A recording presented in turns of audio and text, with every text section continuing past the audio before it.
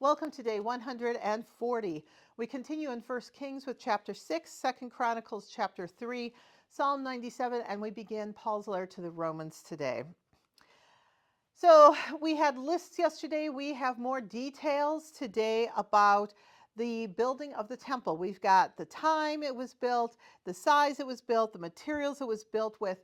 Now there's an interesting thing in here that they point out that a bunch of the work is done at a quarry so that the noisy work, the carving of the stones, the hammering, is not done on site. So there's a reverent quiet at the site of the temple.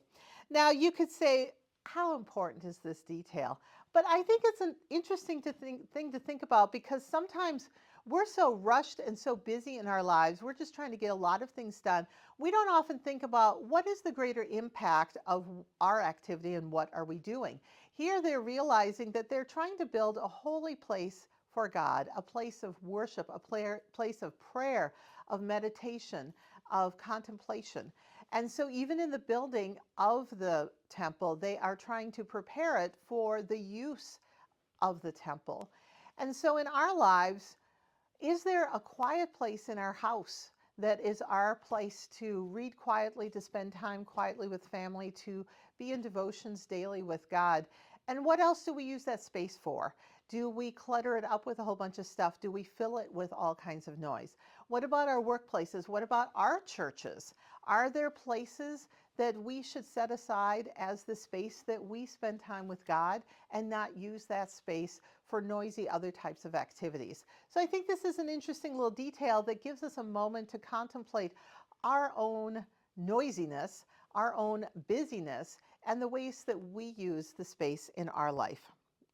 So God is pointing out to Solomon that if you live as God instructs and do what God says, then God promises that God will come and inhabit the temple, just as God had inhabited the tabernacle or the tent of meeting. God will take up residence in the temple. Now remember that the point of the temple here is to have a place for God to dwell in the midst of the people, in the midst of the community. This temple is replacing the tent that had been following the people of Israel ever since they had left Egypt.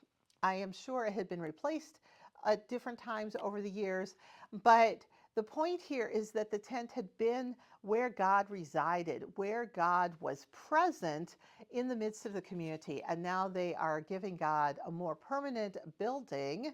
And God is saying, I will reside there as long as you continue staying in relationship with me, continuing doing what I ask you to do. Chronicles also goes into these details. There's not a lot of difference between these two passages this time. As we move into the psalm, this is a psalm that's really focused on God. This is a worshiping God, a praising God, a listing of God's power type of psalm. And again, sometimes when we go through the Psalms, I think it is really useful for us to realize, how do we approach God? How do we talk to God? How do we talk about God? And are there areas where we are falling short and not spending as much time? I know a lot of us don't often just talk about how great God is, how powerful God is, what God is doing. And sometimes in our prayer life, we need to take some time to worship God, to praise God, to name the ways that God is powerful in the world today and in our lives today. As we begin the letter to the Romans that Paul is writing, remember Paul is a Roman citizen. He is Jewish, but he is also a citizen of Rome. It is a very special thing to have citizenship in Rome. Not a lot of people within the Roman Empire actually have citizenship.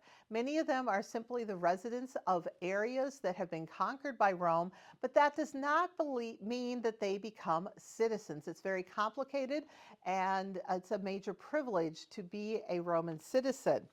So as we read through this, remember that Paul is a citizen of Rome as we are getting into this.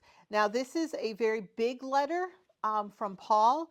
It is the most complete writing of Paul's about his understanding of Jesus and the church.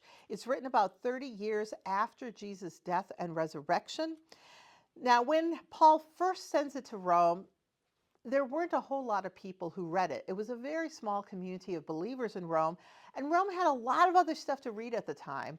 Rome was very powerful. There was all sorts of imperial edicts. There was all sorts of poetry and philosophy. There's a lot to read, and this letter from an obscure Christian believer did not get a huge amount of airplay when it first came out. However, over time, this letter has had a much bigger impact than anything that was written in Rome at the same time.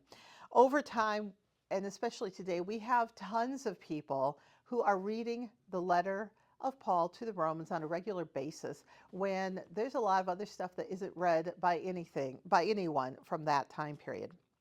So the letter itself becomes important. It is not because of Paul, who again was just an obscure Roman citizen from the sticks.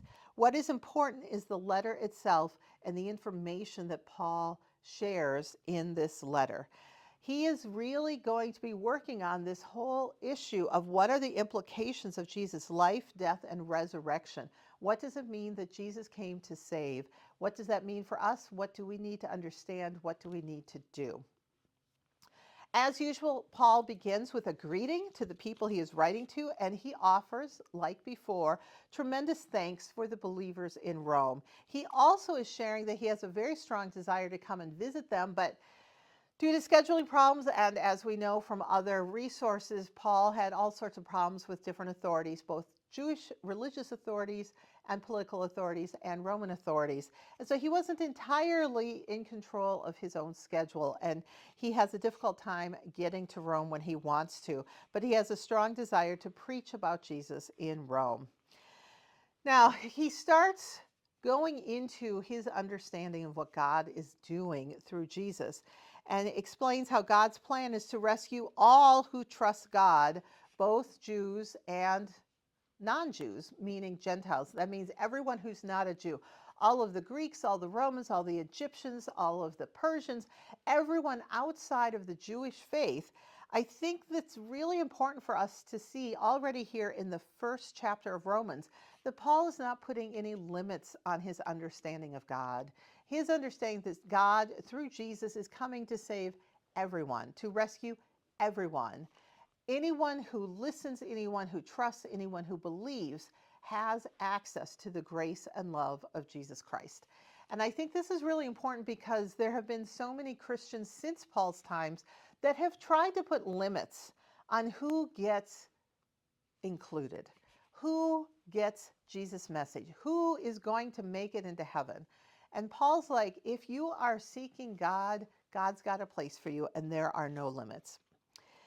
Paul goes on to say we go astray when we turn away from God and fill our lives with earthly goods. Now, he's talking about individual God figurines, icons that are maybe the gods of Rome, little things that you can fill up your house with and pray to those individual gods.